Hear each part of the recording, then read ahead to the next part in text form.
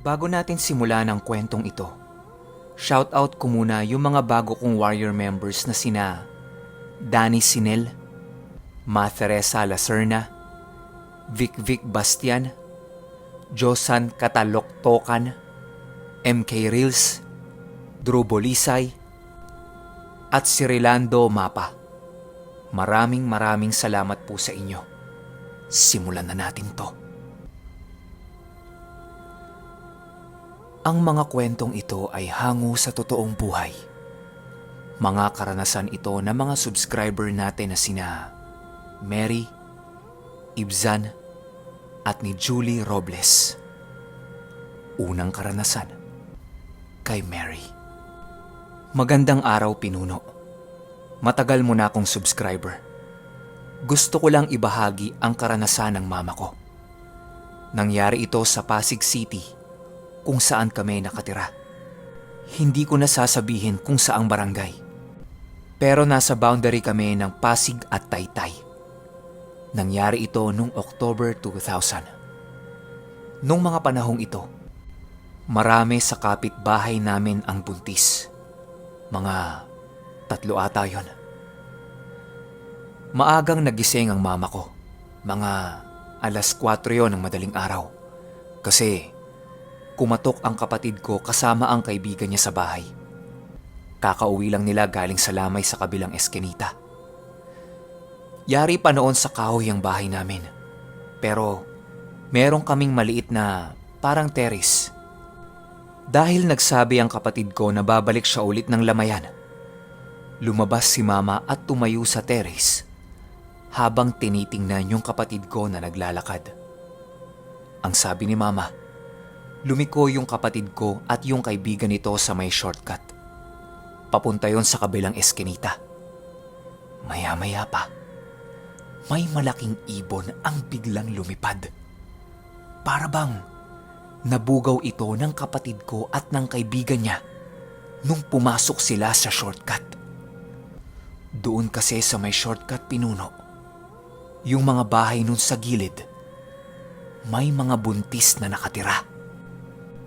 Si mama naman nagtataka kasi sobrang laki talaga nung ibon. Hindi normal at saka sobrang itim nung kulay.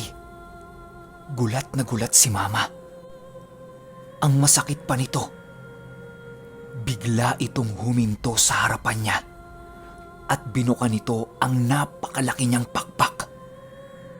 Paglalarawan ng mama ko, parang payong na itim yung pakpak nito pero mas malapad pa. Tapos meron din itong kakaibang amoy. Nga pala, Pinuno, yung nanay ko taga Rojas, Capiz. Pero kahit marami siyang kakilalang aswang sa Capiz, ni minsan hindi pa siya nakakita nito. Yun yung unang beses, sa Maynila pa. Bigla siyang hindi makagalaw sa kinatatayuan niya sa sobrang takot. Gusto na niyang sumigaw pero walang lumalabas na salita sa bibig niya. At yung ulo din niya, pakiramdam niya sobrang laki. Tapos lahat ng buhok niya nakatayo na lahat. Ilang segundo ang tinagal nito sa harap ni mama. Pero hindi niya nakita kung ano yung itsura. Para kasing tinatakpan ito ng kanyang napakalaking pakpak. Pero siguradong sigurado siya na manananggal yun. Nakakilos lang si mama nung lumipad na ito papalayo. Agad-agad siyang tumakbo papasok nun sa loob ng bahay. Sinarado niya lahat ng pinto. Yun yung unang beses na nakita ko si mama na talagang takot na takot. Tapos hawak siya ng hawak sa ulo niya. Para na siyang nababaliw. Sa taranta ko, tinanong ko si mama kung anong nangyari. Ayun na nga, Pinuno. Kinuwento niya yung nangyari sa kanya. Tapos kaya naman pala siya kapa ng kapa sa ulo niya. Kasi yung buhok niya lahat nakataas. Tapos parang manhid yun. Yun ding araw na yun, Naglagay si Mama ng asin palibot sa bahay namin at saka walis tingting sa may pintuan. Hindi rin naman kami ginambala ng aswang. Pero kinabukasan, mga 6:00 ng gabi, narinig namin yung kapitbahay namin na nagsisisigaw ng, "Aswang! Aswang!" Tapos panay siya mura.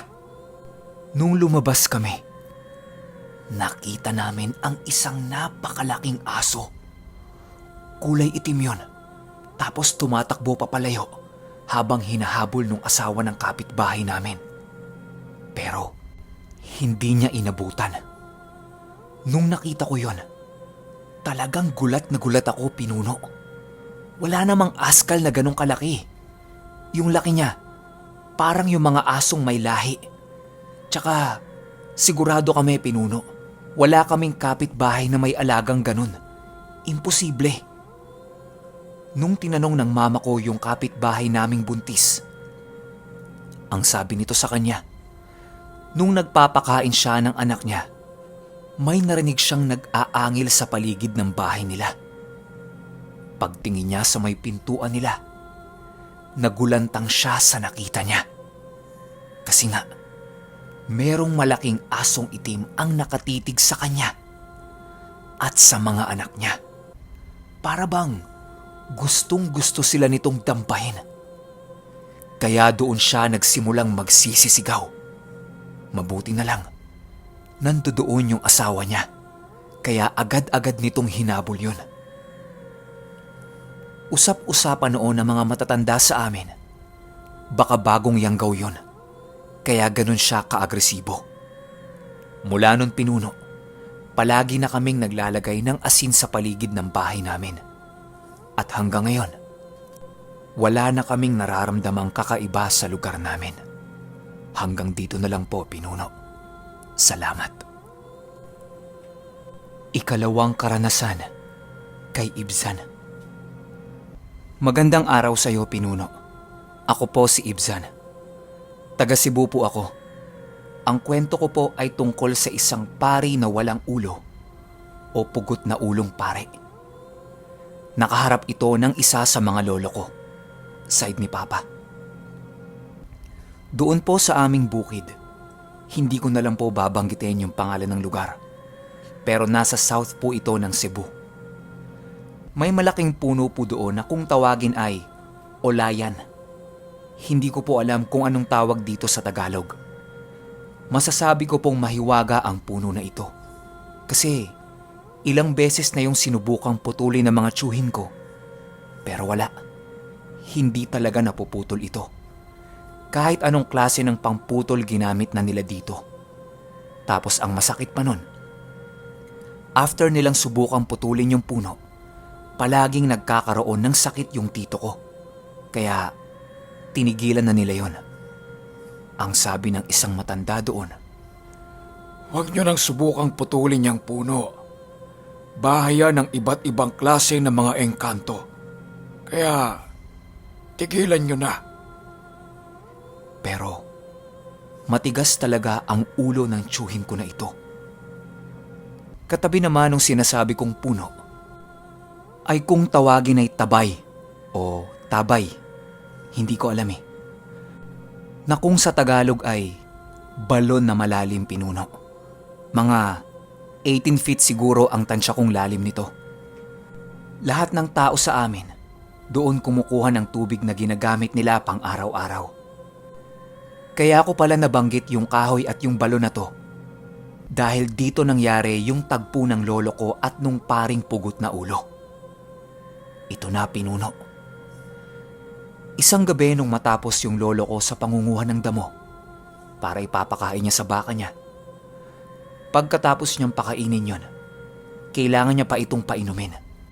Kaya pumunta yung lolo ko sa sinasabi kong balon para umigib ng tubig. Pagkadaan na pagkadaan pa lang niya doon sa kahoy na nabanggit kong malapit sa balon, medyo nakaramdam na siya ng hindi maganda. Tumigil siya para pakiramdaman ang paligid. Pero wala naman. Kaya Nagpatuloy na lang siya para mag-igib ng tubig. Nung inaangat na niya ang timba, parang may nakita siya sa gilid ng kanyang mata. Isang taong nakatayo. Mga 2 dipa ang layo nun mula sa kanya. Paglingon niya, halos hindi makapaniwala ang lolo ko sa nakita niya. Merong isang pare ang nakaharap sa kanya. Tapos wala itong ulo. Doon na nagsimulang mag-usal yung lolo ko ng mga orasyong alam niya. Nung nasa kalagitnaan na siya ng pag-uusal niya, biglang nagsalita yung pari na walang ulo. Yung pagsasalita pa nito, parang nag-e-echo tapos nanggagaling sa kung saan. Ang wika nito sa lolo ko na may halong pang-iinsulto. "Uy, kabaluman ko ana ulti ko madutlan ana." Sa Tagalog, "Uy, marunong ako niyan. Hindi ako tatablan niyan." Tapos tumawa ito. Pero hindi nagpatinag ang lolo ko. Nagpatuloy pa rin siya. Kasi alam niyang nanlilinlang lang ito. Hindi nagtagal. Parang may naririnig din siyang mga bulong na nanggagaling doon sa pari na walang ulo. Nag-uusal din pala ito, pinuno. Medyo nakaramdam siya ng panghihina nung mga oras na yon. Pero patuloy pa rin siyang lumalaban. Natapos ang ilang palitan ng orasyon, wala pa rin nangyayari. Kaya nagpasya ang lolo ko na umalis na lang. Hindi rin naman siya natakot doon sa kaharap niya. Bago pa nga siya umalis, nagpaalam pa siya. Ang sabi niya, "Ganina raman ta dire. Murag wamay nahitabo mao. Nang mag-una na lang ko nimo." Sa Tagalog, "Kanina pa tayo at parang wala namang nangyayari. Kaya una na lang ako sa'yo ha." At dahang-dahang umalis yung lolo ko. Bit-bit ang kanyang pinagsidla ng tubig. Hindi rin naman siya sinunda nung pari na yon. Pagkatapos niyang magpainom ng tubig sa kanyang baka, umuwi na siya at kinuwento yon sa kanyang asawa. Tinanong siya nito kung ayos lang ba siya. Wala bang masakit sa kanya? Ang sagot ng lolo ko, ayos naman siya. Wala namang problema. Ayon pa dito, hindi talaga siya nagpakita ng kahit konting kahinaan doon. Kasi kapag nagpakita ka ng konting senyales na natatakot o nanghihina ka, gagamitin ito ng nasa kaliwa para mas lalo pa silang lumakas. Sana mapansin mo ito, pinuno. At marami pa akong ibabahaging magagandang kwento sa inyo. Lalo na noong mga panahong sa isla pa kami nakatira. Yun lang po, pinuno. Ikatlong karanasan kay Julie Robles. Hi, pinuno. Yung ikukwento ko po sa inyo ay karanasan po namin maglola at nung kapatid ko. Pati na rin yung nakatira sa amin na mag-iina. Nung mga panahon po na yon, kami-kami lang sa bahay. Wala kaming kasamang mga lalaki. Yung mga magulang ko po kasi hiwalay. Tapos yung pinsan ko, iniwan yung asawa niya sa amin. Yung asawa ng pinsan ko, buntis yun ng 7 buwan. Bago po ako magpatuloy, paliwanag ko lang po yung bahay namin. Yung bahay namin ay gawa lang sa kahoy. Yung bubong po namin gawa lang sa pawid. Tapos dahil wala ngang lalaki sa amin, nasira na lang yung bubong namin. Yung tipong nakikita na yung langit at buwan. Yung sahig naman namin, pwede nang gawing pinto palabas. Kasi kapag wala kaming kahoy na ipangtatakip dito, pwedeng-pwede nang dumaan ang kahit na sino. Pero maniwala kayo o hindi, walang nakakapasok sa loob ng bahay namin. Yung kusina naman namin, wala pong pinto. Sira ang lababo, tapos kurtina lang ang nagsisilbi naming pangharang. balik na tayo sa kwento. Yung nanay po ng asawa ng pinsan ko, umuwi sa bahay nila, sa barangay Abu-Abu. Isa po yan sa mga barangay na sakop ng barangay Murcia. Nagpaalam silang magnanay sa lola ko na uuwi muna sa kanila. Doon sa lugar ng Abu-Abu, nasa loob pa nun, parang meron pa silang sapa na dadaanan, tapos taniman ng tubo at kawayan. Habang papasok na sila sa barangay ng Abu-Abu, naglalakad sila sa may kalsada. Habang naglalakad sila, may nakita sila na parang kulay pula sa loob ng kampo. Yun po yung taniman ng tubo. Ang sabi ng isang anak ng pinsan ko, "Ma, tanawa, balakay daw may kalo sa sulod." Tapos sabi naman ng isang kapatid niya, "Hindi, may pispis sa sulod sa kalo." Sa Tagalog, may ibon sa loob ng sombrero.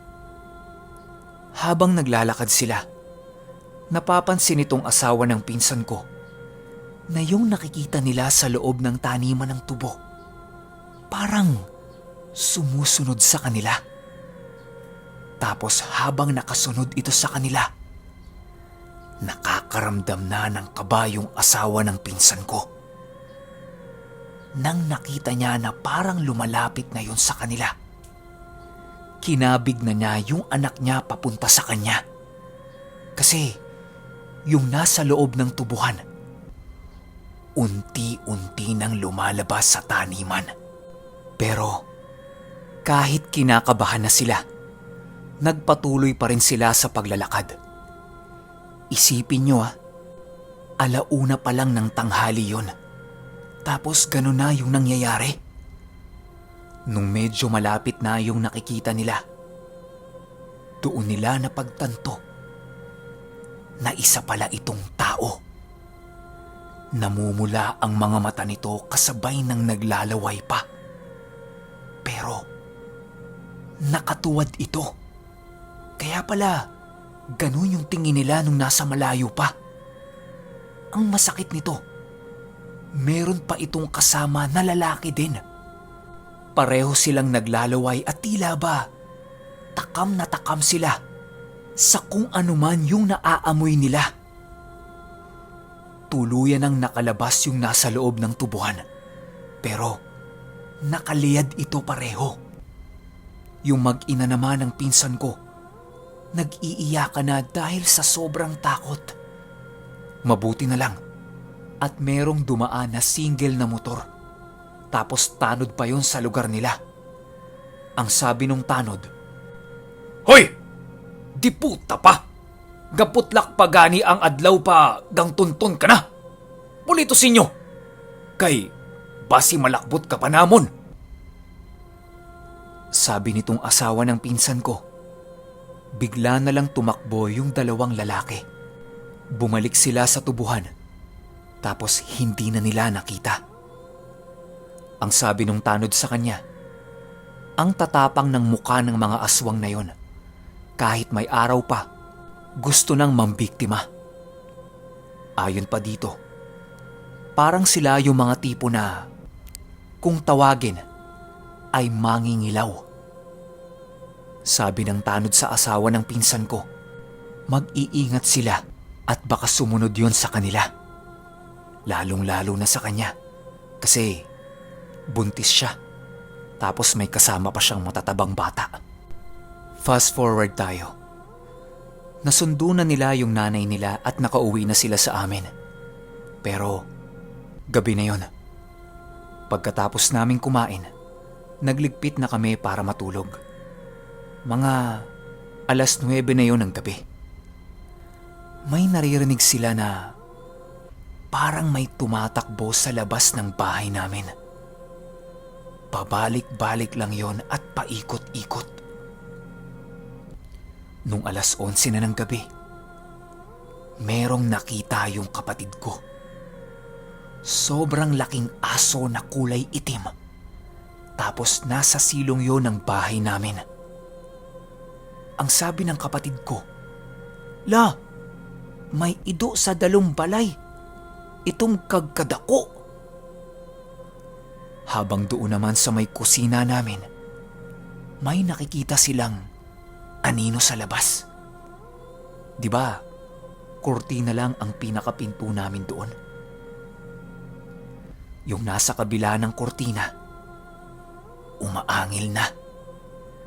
Pati yung nasa ilalim ng bahay namin, sumasabay na din. Ewan ko, kasi ako pinuno, wala talaga akong nararamdaman ng mga oras na yon.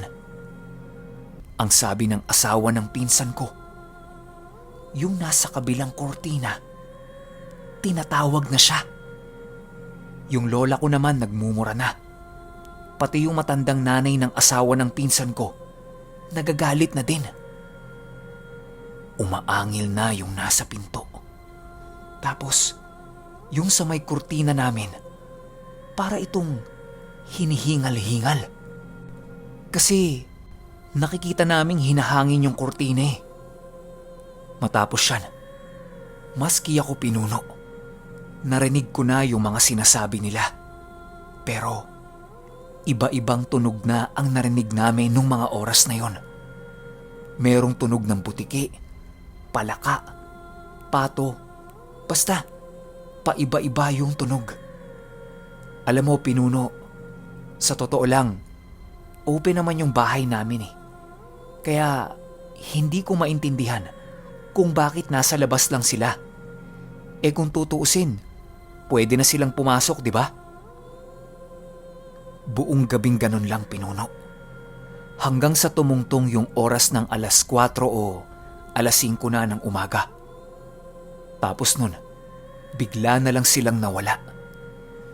Ewan ko lang po kasi yung tatay ko manggagamot yun, pinuno.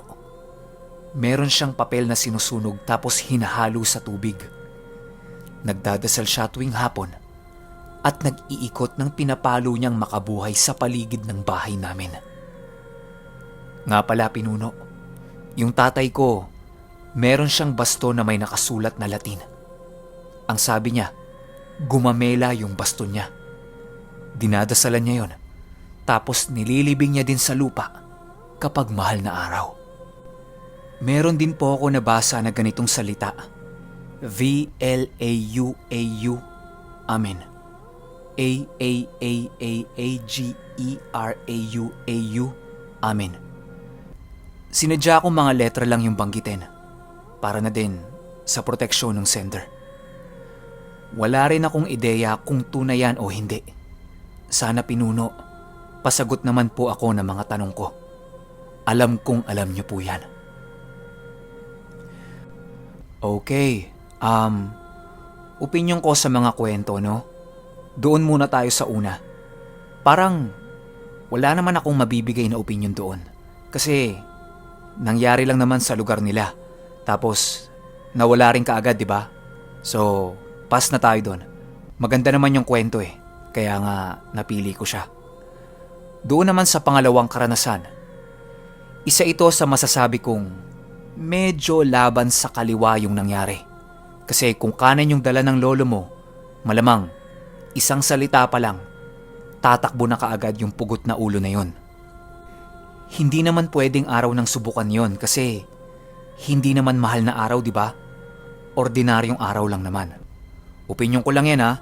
Baka kaliwa laban sa kaliwa yon. Or pwede ring merong tinataglay na mutsayang lolo mo tapos may isa-isang lalabas dyan paunti-unti para agawin yan sa kanya. Yan yung dalawang options ko para sa kwento mo. 'Di ba? Subukan ng gamit. Okay. Doon naman sa pangatlong kwento. Gaya nga ng mga nasabi mo, maraming alam yung tatay mo. Kaya sapat ng dahilan yan para sagutin yung mga tanong ng kwento mo. At saka hindi na din nakapagtataka kung bakit hanggang ambalang yung mga aswang sa paligid ng bahay nyo. To the point na open naman kayo, di ba? At tungkol naman sa mga buhay na salita na in-email mo sa akin, alam mo bang napakataas na kaalaman yan? Kaso Para kasing napaghalo-halo na ng tatay mo eh. Pero napakalakas niyan. Ang tanong ko lang, kung nakatatak yan sa paligid ng bahay nyo, nihinga sa kurtina, hindi magagawa ng aswang na yon. Iilag at iilag yan. Pero, depende din siguro. Baka malakas yung mga aswang na yon. O di kaya naman, meron din silang alam na pangontra sa ibang gamit ng tatay mo, di ba? Pero, ang masasabi ko lang, subok at malakas yung gamit ng tatay mo. Kaya, saludo ako sa kanya. Isipin mo na lang, wala siya doon pero kaya niya kayong protektahan. Ganon siya kagaling. Kayo, meron ba kayong opinyon sa mga magagandang kwentong ibinahagi nila? Kung meron man, i-comment nyo lang sa baba para mabasa nila. Yun lang, hanggang sa susunod na kwento. Salamat.